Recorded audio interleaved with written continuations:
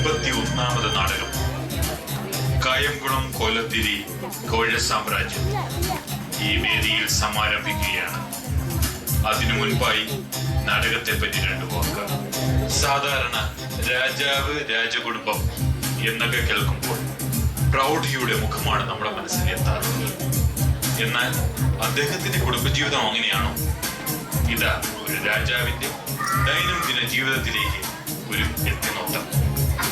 ഈ നാടകത്തിലെ അഭിനേതാക്കളെ ഞങ്ങൾ സഹസ്രം നിങ്ങൾക്ക് വേണ്ടി പരിചയപ്പെടുത്തുന്നു. വടക്കൻ പറവൂർ നന്നി, പാണാവള്ളി ജയശങ്കർ, ഹരിപ്പാട് രാജേഷ്, ആദിനാട് ശ്യാം, വൈദ്യൻമൂട്ടിൽ ശ്രീകാന്ത്, തൃപ്പൂണിത്തുറ അനിൽ, മറ്റൊരു തൃപ്പൂണിത്തുറ ദിലീപ്, പാലക്കാട് സന്തോഷ്.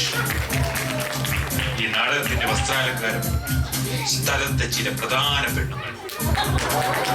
സഹോദരൻ, ഞങ്ങൾ തുടങ്ങിയായി നിങ്ങൾ അനുഭവിച്ചാൽ.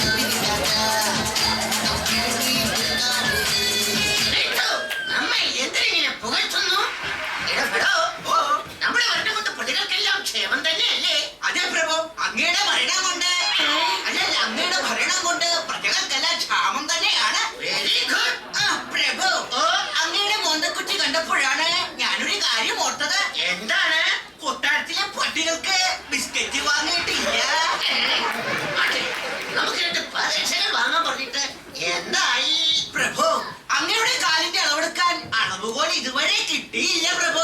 എന്തിനാണ് അളവുകോൽ? അതിന് ഈ റബ്ബർ ബാൻഡ് പോരെ? റബ്ബർ ബാൻഡോ? അതെ, ചെറിയ ചെരുപ്പിന് ഇങ്ങനെയും വലിയ ചെരുപ്പിന് ഇങ്ങനെയും അളവെടുക്കാം. രണ്ടിനും പുതിയ റബ്ബർ ബാൻഡ് മതിയല്ലോ. സമ്മതിക്കണം പ്രഭു, സമ്മതിക്കണം. അങ്ങയുടെ ഒടുക്കത്തെ ഒരു ബുദ്ധിയെ. അതാണ് ഈ കോലോത്തിരി, ചന്ദനത്തിരി, കൊതുകുതിരി.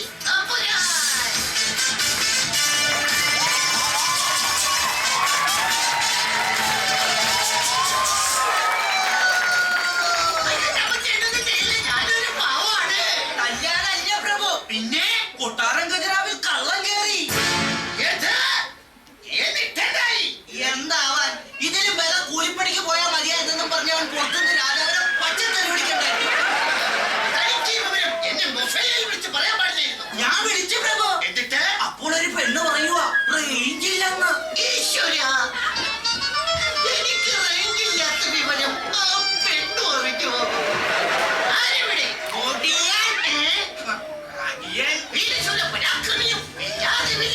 ആരോഗ്യത്തിന്റെ കർശനമായ നമ്മുടെ നാടിന്റെ പടനായകൻ വടയപ്പനോട് വരാൻ പറയൂ. ഉത്തരവ്.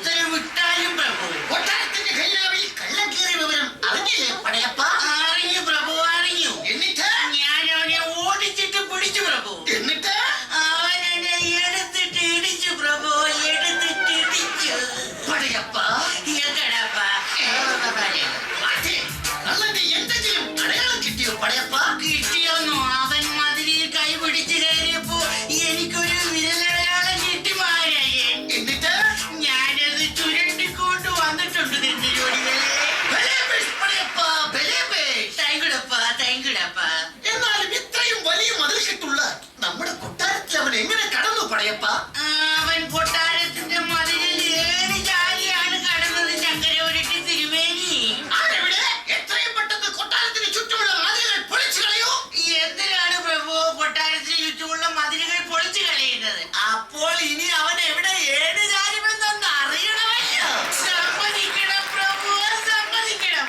അങ്ങയുടെ ഒരു ഒടുക്കത്ത പണ്ടാരോടങ്ങാനുള്ള മണ്ടകുണാപ ബുദ്ധി.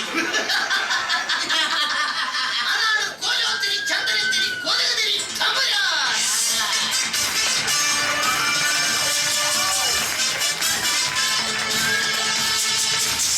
പ്രഭു! അയ്യോ, എന്നൊന്നും ചെയ്യില്ല. ഞാനൊരു പാവമാണ്. കല്യാണമല്ല പ്രഭു. ഞാൻ പേടിച്ചു പോയി. അതെ, പിന്നെ തുള്ളിച്ചാടി വന്നതിന്റെ ഉദ്ദേശം? പ്രഭു, അങ്ങയെ മോന്ത കാണിക്കാനും അങ്ങയുടെ ഈ മോന്ത കാണാനും വേണ്ടി കൊട്ടാര മന്ത്രി മോന്തയുമായി വരാന്തയിൽ കുന്നങ്കാലം ചിന്തിച്ചിരിക്കുന്നു. നിങ്ങൾ ഉന്തിത്തള്ളി വിളിച്ചേ. ആ ചന്തമില്ലാത്ത മരമൊന്ന് നമ്മെ ഒന്ന് കൊണ്ടുവന്ന് കാണിക്കാൻ പറയൂ. ഉത്തരവ്, തൊന്തരവ്.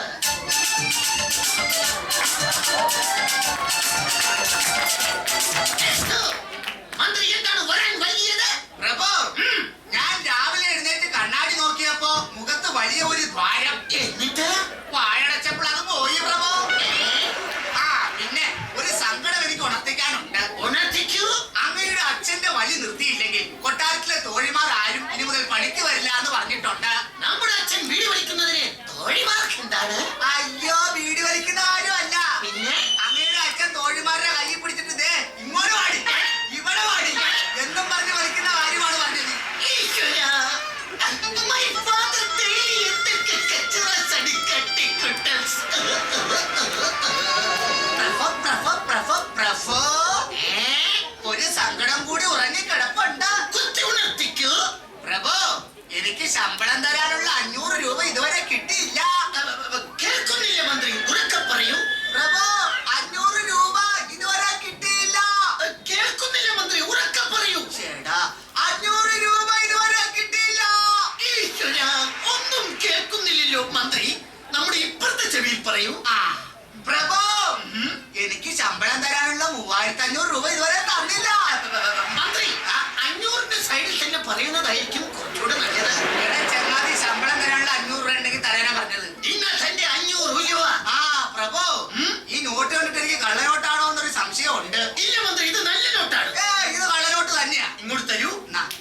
ആ, ഇത് നല്ല നോട്ട് തന്നെയാണ് മന്ത്രി. നല്ല നോട്ടാണെന്ന് അങ്ങേക്ക് എങ്ങനെയാണ് മനസ്സിലായത്? നാം ഇങ്ങനെ അടിക്കുമ്പോൾ കള്ളനോട്ടാണെങ്കിൽ ഗാന്ധിജിയുടെ കണ്ണട പൊട്ടും. സമ്മതിക്കണം പ്രഭു, സമ്മതിക്കണം. അങ്ങയുടെ ഒരു ഒടുക്കത്ത പണ്ടാരടങ്ങാനുള്ള ബുദ്ധിയെ. അതാണ് കോലോത്തിരി ചന്ദനത്തിരി കൊതുകുതിരി തമ്പുരാൻ.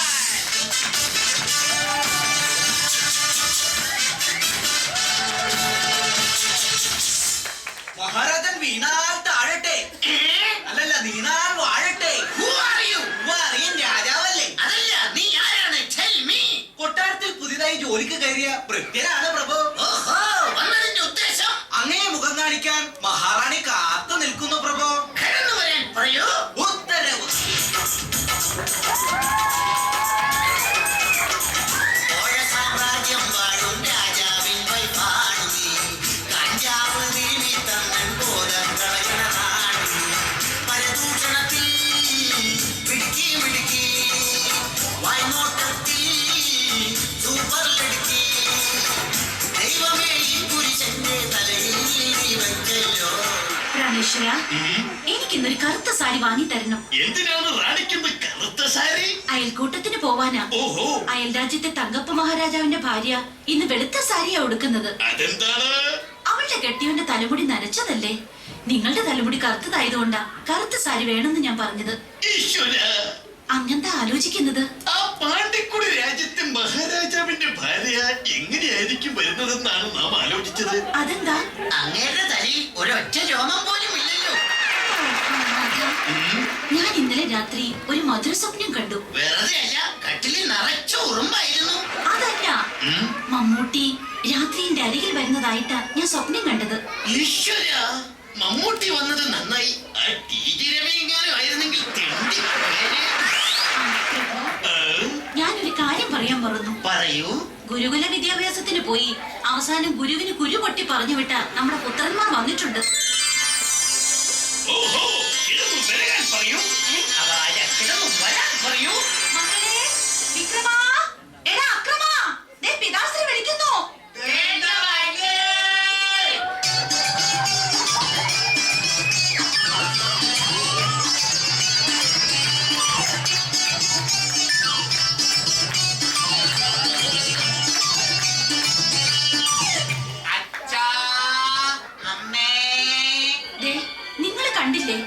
പഠിച്ചു പഠിച്ച് എന്റെ മക്കളുടെ കണ്ണുകൾ അകത്തേക്ക് കുഴിഞ്ഞിരിക്കുന്നു. സാരമില്ല, റിസൾട്ട് വരുമ്പോൾ പുറത്തേക്ക് തള്ളിക്കൊള്ളും. മക്കളെ, എന്തോ നിങ്ങൾ എല്ലാ അഭ്യാസവും പഠിച്ചോ? ഞങ്ങൾ എല്ലാ അഭ്യാസവും പഠിച്ചു അച്ഛാ. ഇനി അച്ഛന്റെ ഓരോ അഭ്യാസവും ഞങ്ങളുടെ അടുത്ത് നടക്കത്തില്ല. അച്ഛാ, ഈ വിക്രമനെ കൊണ്ട് ഭയങ്കര ശല്യമാ അച്ഛാ. ഈ ആക്രമണെ കൊണ്ട് ഭയങ്കര ശല്യമാണ് അച്ഛാ. ഓഹോ, ഞാൻ വീഡിയോ വലിച്ചാ ഇവൻ പുക വിടും. ഞാനൊരു സോഡ കുടിച്ചാൽ ഇവൻ ഏമ്പക്കം വിടും. അത് ശരി. എന്റെ മക്കൾ ആകെ ക്ഷീണിച്ച് മെലിഞ്ഞ് തൂവെള്ള ആന കളറായിരിക്കുന്നു. മക്കൾ പോയി വിശ്രമിക്കൂ. ശരി ബാലാശ്രീ.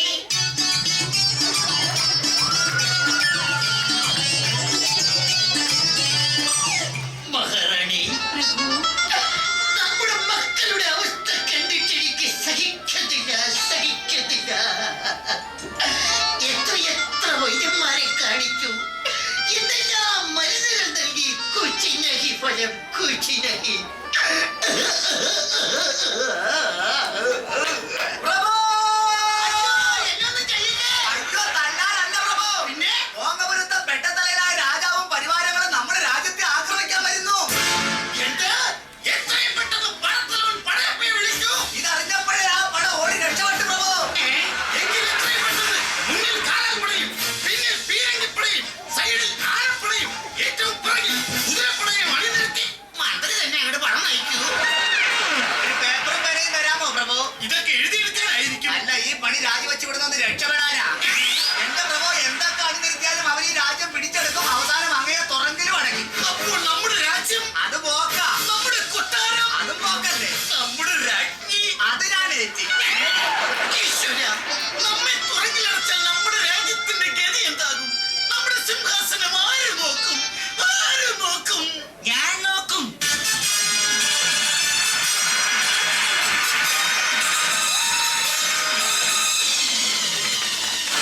അച്ഛനെ എവിടെയുണ്ടോ? അവിടെ ഞാൻ